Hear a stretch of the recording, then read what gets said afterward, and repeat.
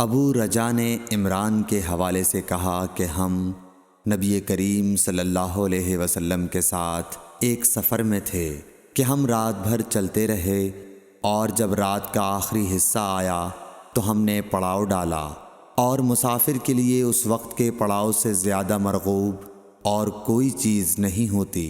پھر ہم اس طرح غافل ہو کر سو گئے کہ ہمیں سورج کی گرمی کے سوا کوئی چیز بیدار نہ کر سکی۔ سب سے پہلے بیدار ہونے والا شخص فلاں تھا، پھر فلاں، پھر فلاں۔ ابو رجا نے سب کے نام لیے، لیکن اوف کو یہ نام یاد نہیں رہے۔ پھر چوتھے نمبر پر جاگنے والے حضرت عمر بن خطاب رضی اللہ تعالیٰ عنہ تھے، اور جب نبی کریم صلی اللہ علیہ وسلم آرام فرماتے تو ہم آپ کو جگاتے نہیں تھے، یہاں تک کہ آپ خود بخود بیدار ہوں، کیونکہ ہمیں کچھ معلوم نہیں ہوتا کہ آپ پر خواب میں کیا تازہ وحی آتی ہے۔ جب حضرت عمر جاگ گئے اور یہ آمدہ آفت دیکھی، اور وہ ایک نڈر دل والے آدمی تھے، بس زور زور سے تکبیر کہنے لگے۔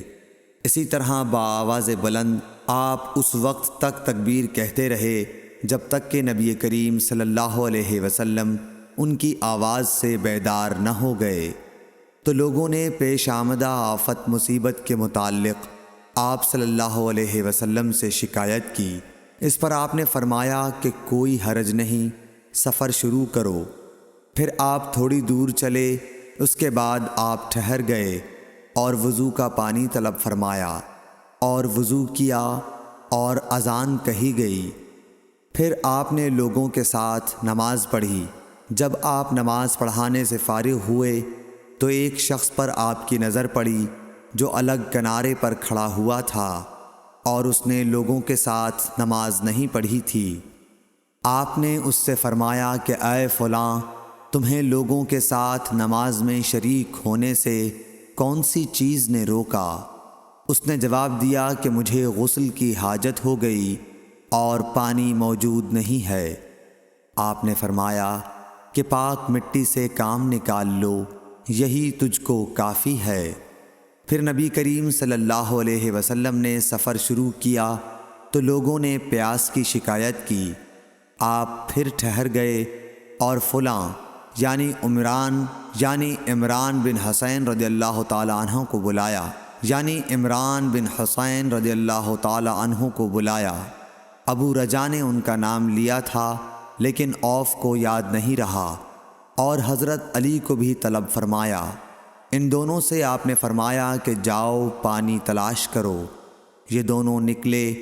راستے میں ایک عورت ملی جو پانی کی 2 پکھالیں اپنے اونٹ پر لٹکائے ہوئے بیچ میں سوار ہو کر جا رہی تھی۔ انہوں نے اس سے پوچھا کہ پانی کہاں ملتا ہے؟ تو اس نے جواب دیا کہ کل اسی وقت میں پانی پر موجود تھی، یعنی پانی اتنی دور ہے کہ کل میں اسی وقت وہاں سے پانی لے کر چلی تھی، آج یہاں پہنچی ہوں، اور ہمارے قبیلے کے مرد لوگ پیچھے رہ گئے ہیں۔ انہوں نے اس سے کہا اچھا ہمارے ساتھ چلو۔ اس نے پوچھا کہاں چلوں؟ انہوں نے کہا رسول اللہ صلی اللہ علیہ وسلم کی خدمت میں۔ اس نے کہا اچھا وہی جن کو لوگ صابی کہتے ہیں؟ انہوں نے کہا یہ وہی ہیں جسے تم کہہ رہی ہو۔ اچھا اب چلو۔ آخر یہ دونوں حضرات اس عورت کو حضرت صلی اللہ علیہ وسلم کی خدمت مبارک میں لائے اور سارا واقعہ بیان کیا۔ عمران نے کہا کہ لوگوں نے اسے اونٹ سے اتار لیا۔ پھر نبی کریم صلی اللہ علیہ وسلم نے ایک برتن طلب فرمایا اور دونوں پکھالوں یا مشکیزوں کے منہ اس برتن میں کھول دیے، پھر ان کا اوپر کا منہ بند کر دیا، اس کے بعد نیچے کا منہ کھول دیا، اور تمام لشکریوں میں منادی کر دی گئی کہ خود بھی سیر ہو کر پانی پئیں اور اپنے تمام جانوروں وغیرہ کو بھی پلا لیں۔ پس جس نے چاہا پانی پیا اور پلایا، اور سب سیر ہو گئے۔ آخر میں اس شخص کو بھی ایک برتن میں پانی دیا جسے غسل کی ضرورت تھی۔ آپ نے فرمایا لے جا اور غسل کر لے۔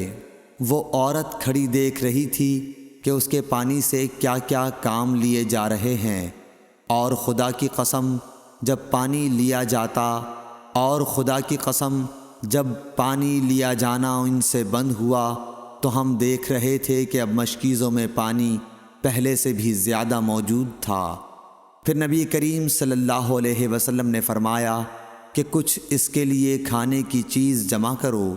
لوگوں نے اس کے لیے عمدہ قسم کی کھجور، اجوا، آٹا اور ستو اکٹھا کیا، یہاں تک کہ بہت سارا کھانا اس کے لیے جمع ہو گیا، تو اسے لوگوں نے ایک کپڑے میں رکھا اور عورت کو اونٹ پر سوار کر کے اس کے سامنے وہ کپڑا رکھ دیا۔ رسول اللہ صلی اللہ علیہ وسلم نے اس سے فرمایا کہ تمہیں معلوم ہے کہ ہم نے تمہارے پانی میں کوئی کمی نہیں کی ہے، لیکن اللہ تعالیٰ نے ہمیں سیراب کر دیا۔ پھر وہ اپنے گھر آئی، دیر کافی ہو چکی تھی، اس لیے گھر والوں نے پوچھا کہ اے فلانی کیوں اتنی دیر ہوئی؟ اس نے کہا ایک عجیب بات ہوئی، وہ یہ کہ مجھے 2 آدمی ملے اور وہ مجھے اس شخص کے پاس لے گئے جسے لوگ صابی کہتے ہیں۔ وہاں اس طرح کا واقعہ پیش آیا، خدا کی قسم وہ تو اس کے اور اس کے درمیان سب سے بڑا جادوگر ہے۔ اور اس نے بیچ کی انگلی اور شہادت کی انگلی آسمان کی طرف اٹھا کر اشارہ کیا۔ اس کی مراد آسمان اور زمین سے تھی، یا پھر وہ واقعی اللہ کا رسول ہے۔ اس کے بعد مسلمان اس قبیلے کے دور و نزدیک کے مشرکین پر حملے کیا کرتے تھے، لیکن اس گھرانے کو جس سے اس عورت کا تعلق تھا کوئی نقصان نہیں پہنچاتے تھے۔ یہ اچھا برتاؤ دیکھ کر ایک دن اس عورت نے اپنی قوم سے کہا کہ میرا خیال ہے کہ یہ لوگ تمہیں جان بوجھ کر چھوڑ دیتے ہیں، تو کیا تمہیں اسلام کی طرف کچھ رغبت ہے؟ قوم نے عورت کی بات مان لی اور اسلام لے آئی۔ حضرت ابو عبداللہ امام بخاری رحمۃ اللہ علیہ نے فرمایا کہ سبا کے معنی ہیں اپنا دین چھوڑ کر دوسرے کے دین میں چلا گیا، اور ابو العالیہ نے کہا ہے کہ صائبین اہل کتاب کا ایک فرقہ ہے جو زبور پڑھتے ہیں، اور سورہ یوسف میں جو عصب کا لفظ ہے وہاں بھی اس کے معنی عمل کے ہیں۔ صحیح بخاری حدیث نمبر 344۔